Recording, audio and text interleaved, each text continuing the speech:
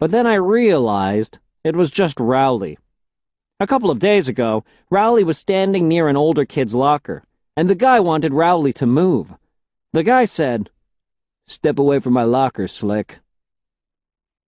So I guess now Rowley thinks Slick is his permanent nickname or something. I just hope he doesn't expect me to say it. I flipped through the pages to see who else signed my yearbook, and there was one that made me stop in my tracks. It was from Holly Hills. First of all, she wrote my actual name, so that means she figured out who I was since Friday night. And second, she wrote K-I-T at the end, which everyone knows means keep in touch. You'd better believe I'm gonna take her up on her offer. She wrote, "Greg, I don't really know you all that well, but you seem okay, I guess. K-I-T, Holly." I handed my yearbook to Rowley to show him, but then he showed me what she wrote in his yearbook, and it kind of made her note to me look lame. "Dear Rowley, you are so adorable and funny. I hope we have the same homeroom next year. Stay cute. Love, Holly." A couple of minutes later, Holly's yearbook came around, and I had a chance to sign it. So here's what I put. "Dear Holly, you are a nice person and all, but I only think of you as a friend. From Slick." The way I see it, I just did Rowley a huge favor. I don't want to see him get his heart stomped on by Holly Hills, because the truth is, girls can be a little cruel sometimes. Saturday. Today was my only day of summer vacation, and I had to spend it at Seth Snella's half-birthday party. I asked Mom to let me stay home so I could enjoy myself, but she said we were going to the party as a family. Dad didn't even bother fighting it, because he knew he wasn't getting out of it either. So at 1 o'clock, we walked across the street to the Snella's house. The Snellas really did it up this year. They had a clown making balloon animals and a moon bounce for the kids. They even had live music. Roderick was pretty sore over that because his band, Loaded Diaper, tried out for the job, but the Snellas turned them down. Everyone ate lunch, and then at 3:30, the main event started. Mr. and Mrs. Snella had all the adults line up in front of Seth, and they all took turns trying to make him smile. Mr. Henrik went first, acting like a chicken and saying, "Squawk! Squawk!" I noticed Dad looking really nervous at the back of the line. At one point, I walked by Dad to get myself some cupcakes, and he stopped me. He told me if I could get him out of this situation, he'd owe me. Big time. I thought it was pretty ironic that Dad would be asking me for a favor, especially since he's the one who's shipping me off to military school tomorrow. So I was fine with letting him squirm. But that doesn't mean I wanted to see my dad acting like a baboon in front of the whole neighborhood either. I thought about sneaking home to spare myself the shame. That's when I saw Manny on the other side of the deck, poking around Seth's presents. Manny found the present that was from our family, and he ripped it open. As soon as I saw what it was, I knew things were about to get real complicated. It was a blue knit blanket, just like the one Manny used to have as a baby. And you could tell Manny thought he had found himself a brand new tingy. I went over to Manny and told him he was going to have to hand over the blanket because it was for the baby, not him. But Manny wouldn't cough it up. When Manny realized I was going to take away the blanket, he just turned around and chucked it over the railing. The blanket landed in the branch of a tree. I knew I had to get it back before Mom found out, so I got down off the deck and started climbing up the tree. Right when I was about to grab the blanket, my foot slipped, and I was left hanging there. I tried to pull myself back up, but I didn't have the strength.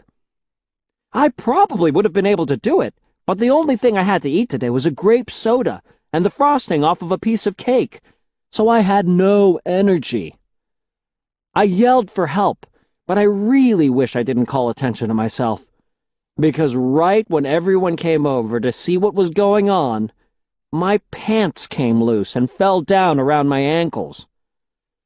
It wouldn't have happened if I was wearing my own pants, but I never washed my dress pants after they got that chocolate all over them, so I was borrowing a pair of Roderick's pants, which were about 2 sizes too big on me. The situation was humiliating enough, but then I realized something even worse. I was wearing my Wonder Woman underoos. Eventually, Dad ran over and helped get me down, but not before Mr. Snella got the whole thing on tape. And something tells me that this time around, he has a good shot at the America's Funniest Families grand prize. After that, Dad hustled me home, and I thought he was going to be really mad at me. But it turns out that my accident happened right when Dad was next up to go in front of Seth Snella, so I saved him from having to take his turn. And get this, Dad thinks I faked the whole thing to bail him out. He even said, "That's my son," and slapped me on the back. I wasn't about to correct him either. I made myself a big bowl of ice cream, sat down in front of the TV, and tried to enjoy the rest of my one day of freedom as best I could. Sunday. When I woke up this morning, it was 11:15. I couldn't figure out why I was still in bed because Dad was supposed to drive me to Spag Union at 8 o'clock. So I went downstairs. Dad was sitting at the kitchen table reading the paper, and he wasn't even dressed yet. When I walked into the kitchen, Dad told me we could rethink this military academy thing. He said maybe I could just do some push-ups and sit-ups every once in a while, and that would be just as good as the summer conditioning program at Spag Union. I couldn't believe my ears. I guess Dad felt like he owed me for saving him yesterday, and this was his way of paying me back. I walked out of the house and went up to Rowley's before Dad could change his mind, and on my way up the hill, I realized that I was on summer vacation. The birds were chirping. I knocked on Rowley's door, and when he answered, I told him I didn't have to go to Spag Union after all. Rowley didn't even know what I was talking about, so that just shows you how clueless he can be sometimes. We played Rowley's Twisted Wizard 2 for a while, and then his parents kicked us out of the house. So we grabbed some popsicles and went and sat on his front curb. You'll never believe what happened next. A really cute girl I had never seen before walked up to us and introduced herself. She said her name was Trista, and that she just moved in down the street. I looked at Rowley, and it was pretty obvious he was thinking what I was thinking. So it took me about 2 seconds to come up with a plan. Clonk him over the head with a bat. But then I had a better idea. I remembered Rowley's family belongs to a country club, and he's allowed to bring 2 guests to his pool every day. So that could actually work out real nice. Trista and I could lie out by the pool sunning ourselves, and I would tell Rowley to go fetch us some slushies. It looks like things are finally going my way. And you know, it's about time. I don't know anyone who deserves to catch a break more than me, because like I said before, I'm pretty much one of the best people I know. And I know it's really corny to finish with a happy ending, but it looks like I'm out of paper anyway. So I guess this is the end.